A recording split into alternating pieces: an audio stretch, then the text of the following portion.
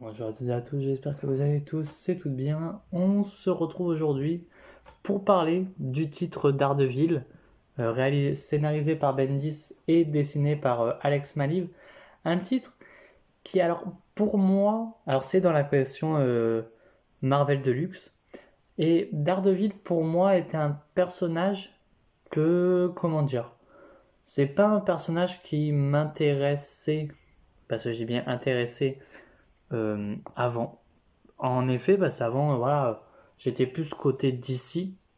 Mais c'est vrai que je vais être totalement franc avec le fait que justement, il y ait la sortie, alors je sais plus du tout en quelle année, ni quel mois, enfin bref, de Daredevil Born Again. J'avais envie de me lancer sur le personnage de Daredevil, de savoir qui est-ce qu'il était et tout. Donc, en ayant demandé l'avis de certaines personnes, dont Lena de Comics Discovery et de Jessica qui est souvent sur les lives, dans le chat des lives de Deviant et une abonnée et une amie même. J'ai demandé et c'était le run de Bendis qu'il fallait lire en premier pour commencer Daredevil bien entendu. Et il faut se dire que tout justement, il faudra se dire que justement c'était une très bonne porte d'entrée, voilà. Je me suis pris une grosse claque dans la gueule en lisant ça, on va être très franc avec. Alors, quand même, voilà, quand même, ça coûte son prix, hein, c'est 32 €, ça, il n'y a pas de souci là-dessus. Mais, en tout cas, ça reste un bon récit, pour 32 balles, ça vaut le coup. Même si, ça aurait été même mieux qu'il soit moins cher, mais bon, ça, on peut pas non plus en vouloir à Panini de faire pour 32 €. Enfin bref, à l'intérieur du récit, vous avez le Daredevil 1998, voilà, de 26 à 37, et dont ça comporte les numéros 1 à 6 de Underboss, pardon, et 1 à 6 de Scoop. Alors, de quoi ça parle? Alors, tout simplement, c'est le Caïd, enfin voilà, qui est un ennemi de Daredevil, qui est mort, enfin par qui a été trahi par certains de ces hommes de main, il a été poignardé, et du coup va se passer énormément de choses, et ben malheureusement pour lui, pour Daredevil, son identité va elle aussi être mise en jeu, et donc tout son entourage, quant à lui, sera ben, pas un peu contre, mais lui faire comprendre qu'il ne devrait plus utiliser son... enfin de plus être un héros en fait, tout simplement. Et donc, voilà, on va avoir ce côté un peu enquête, etc. De savoir qui a balancé l'identité de Daredevil. Alors, en avis, ben, j'ai été agréablement surpris, on va dire, par, par ce qu'a fait Bendis sur Daredevil, en effet. Parce que, bon, ça fait la deuxième fois que Bendis m'emmène sur un personnage que je ne connaissais pas. Notamment, il m'a emmené sur le Spider-Man, l'Ultimate Spider-Man. Bon, même si Spider-Man je connaissais déjà, mais il m'a emmené sur l'Ultimate Spider-Man. Là, Bendis m'emmène sur Daredevil, qui est exceptionnel. Ou j'irai sur le tome 2, bien entendu. Mais voilà, enfin bref. En termes d'avis, ça reste une très bonne porte d'entrée pour commencer l'univers de Daredevil. Après, ce qu'il faut se dire, c'est même si... Parce qu'en fait, à certains moments, tu as la mort de deux personnages, si je me trompe pas. Alors, bon, on va dire la mort de deux personnages. Alors, si t'as pas lu, que je sais plus du tout en fait dans quel run c'est cette mort de ces deux personnages-là, ben, tu seras quand même pas perdu parce que dès le début, on en fait, on t'emmène pas sur ce côté-là de Daredevil dès le début. On t'emmène sur le côté où justement il enquête, il se fait attaquer et tout. On t'emmène pas sur ses relations directement amoureuses, on va dire. Voilà, sans spoiler.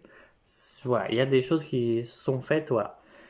Mais tout de même, euh, voilà, il y a de bonnes choses, notamment le côté avec le. En fait, alors il y a peut-être notamment le côté avec les timelines, parce que c'est sur beaucoup de timelines différentes. C'est peut-être un des défauts qu'on reviendra juste après, où justement il y a peut-être énormément de timeline où en fait pour comprendre et parce que des fois ça va dans le passé, alors ça va jamais dans le futur, ça c'est sûr. C'est toujours ça va dans le passé, dans le passé. Genre c'est une semaine plus tôt, 2 semaines plus tôt, voilà. Mais sinon, c'est pas non plus, voilà, tu te perds pas. Ça, alors peut-être au tout début tu peux te perdre, tu risques de te perdre au tout début, mais au bout d'un moment, voilà, tu comprends, voilà. De toute façon, c'est toujours marqué si c'est une semaine plus tôt ou 2 jours plus tôt ou 48 heures. Ça, il n'y a pas de souci là-dessus. Puis, j'aime bien comme quoi, parce que déjà, on va être très honnête là-dessus, j'avais peur, notamment c'est Jessica qui m'avait dit oui, vu que t'aimes pas Batman, faut pas que tu lises Daredevil. Enfin, elle m'avait pas dit comme ça, mais de faire attention. Et j'avais cette crainte que Daredevil soit un sous-Batman, et pas du tout. En vérité, pas du tout.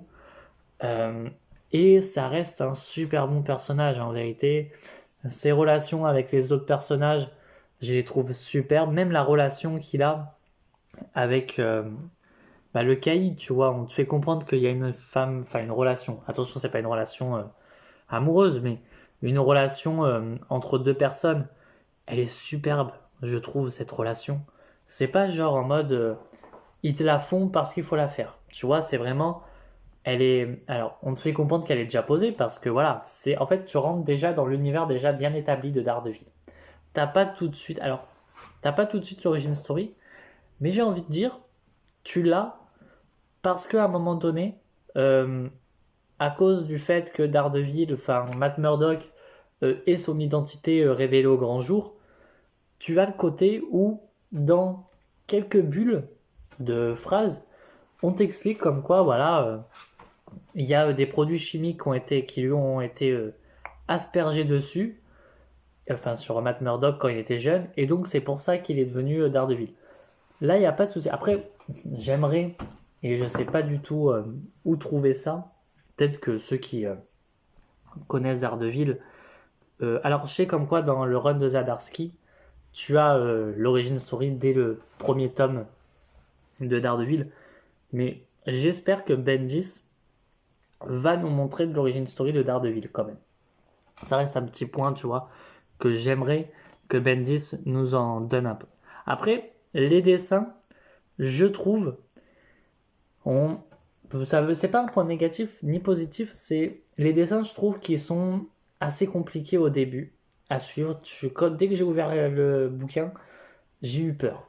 Parce que, en fait, j'étais en mode purée, je vais pas m'accrocher au dessin. Et en fait, alors, dès le début, et vu que je venais de le commencer, j'avais peur. Sauf que ce qu'il faut que je me dis, sauf que ce que je me suis dit après, c'est en fait le dessin il colle vraiment au personnage, je trouve. Après, il y a d'autres dessinateurs qui sont allés sur Daredevil, je pense. Mais Alex Maliv, il a un dessin qui colle au personnage de Daredevil. Ce personnage un peu dépressif, enfin dépressif, voilà, tout le côté dépressif, gang, etc. Et ben ça marche avec lui. Voilà. Et je vais être très honnête là-dessus, c'est que le personnage de Daredevil, bon, j'avais pas non plus un énorme top des personnages Marvel comparé au personnage d'ici, qui est vraiment pas l'écurie, mais les personnages que j'adore, que j'admire. Là, bon, j'avais pas non plus un énorme top et tout, mais enfin, je vais être très honnête là-dessus, Daredevil est quand même passé dans mon top 3 des personnages de Marvel. Vraiment. En comics, après, je sais pas, en live action, je sais qu'il y a le Daredevil de Ben Affleck que j'ai pas vu. Et j'avoue, j'ai pas vu la série de Netflix de Daredevil. Même si maintenant elle est MCU entre gros guillemets, enfin, je trouve que c'est pas clair en vrai. Si elle est MCU cette série ou pas. Mais j'irai la voir, je la regarderai. Et même peut-être, pourquoi pas, tellement que voilà, j'aime bien ce personnage-là. Bah, je pense que j'en ferai une review, tiens, de ce que j'ai aimé dans la série pour une personne qui connaît pas vraiment le personnage. Je peux pas dire que je suis un expert dessus, entre gros guillemets. Voilà. Et donc, après, bon, comme il est dans mon top 3, il y a quand même, dans mon top 3, il y a Captain America et Spidey qui sont quand même là Bon, presque à égalité. En vrai, c'est un top 3, mais ils sont presque quasiment à égalité, les 3. Bref, on va passer au point positif de ce comics, parce que quand même, voilà, il y a un point. J'ai toujours envie de faire ce point positif et négatif, parce qu'il y aura toujours quand même des points négatifs. Et alors, en point positif, comme je disais, c'est une superbe porte d'entrée pour une personne qui a lu du Daredevil, enfin qui a jamais lu de Daredevil, pardon, et qui justement aimerait commencer dessus.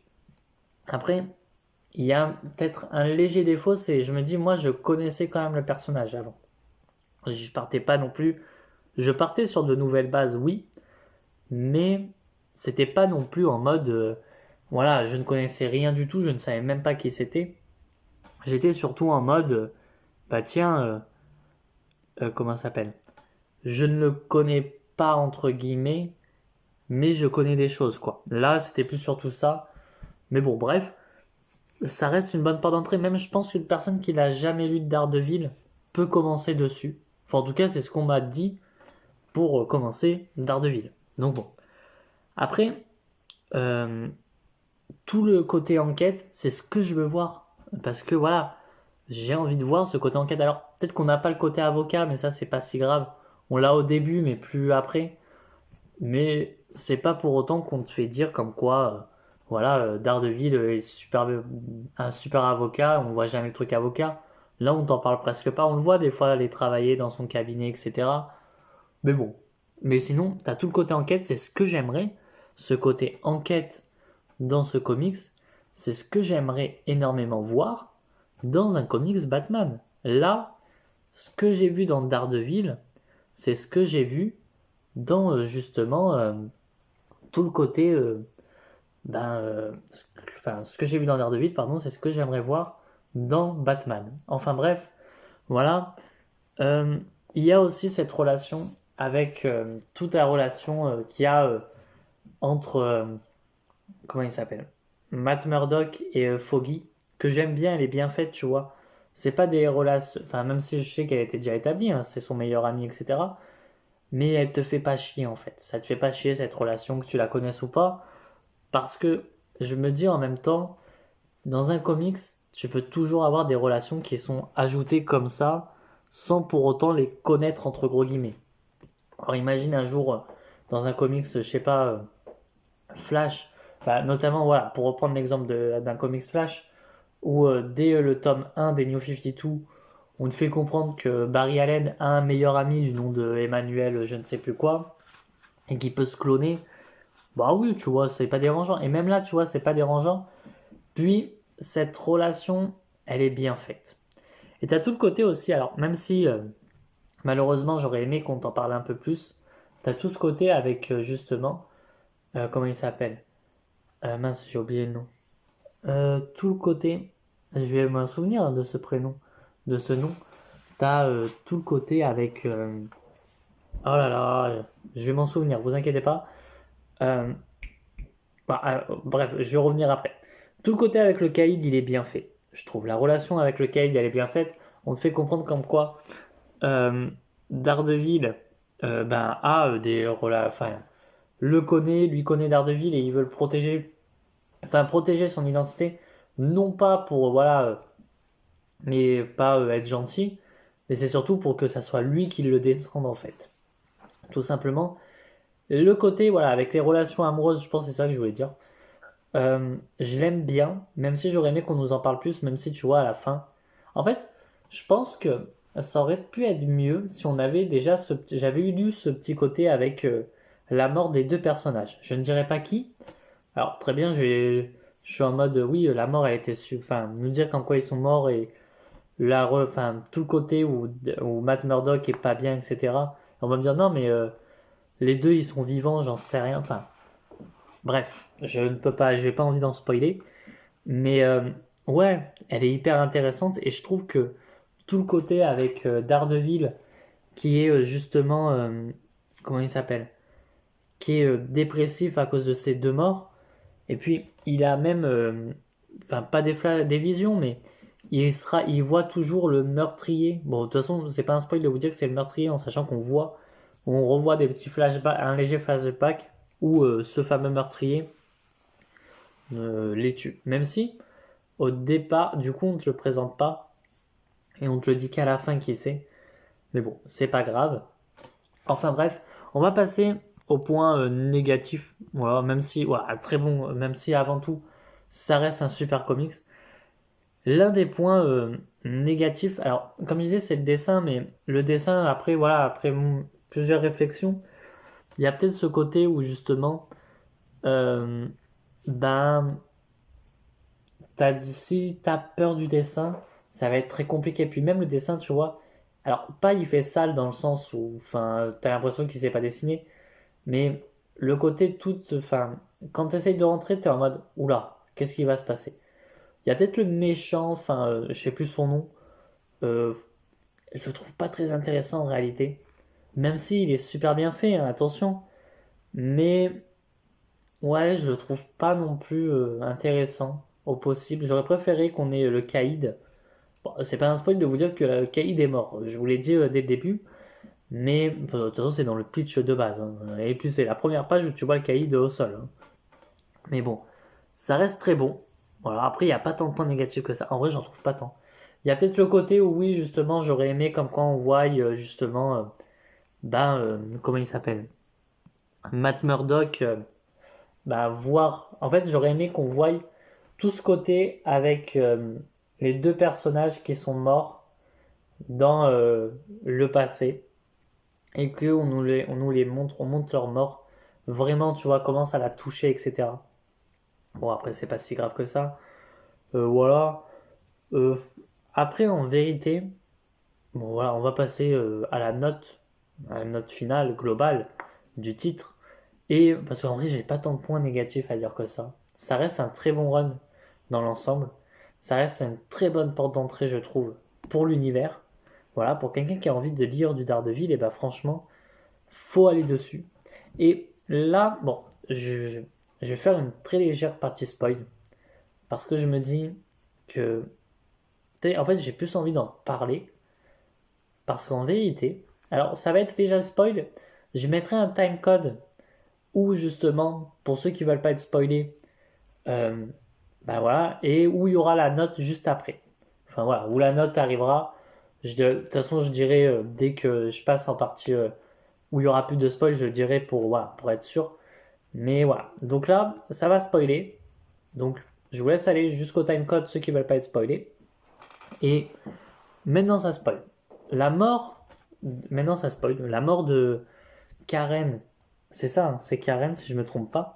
La mort de Karen, bon je sais plus son nom, hein, mais bref, elle est assez touchante je trouve parce qu'on te la montre et tout.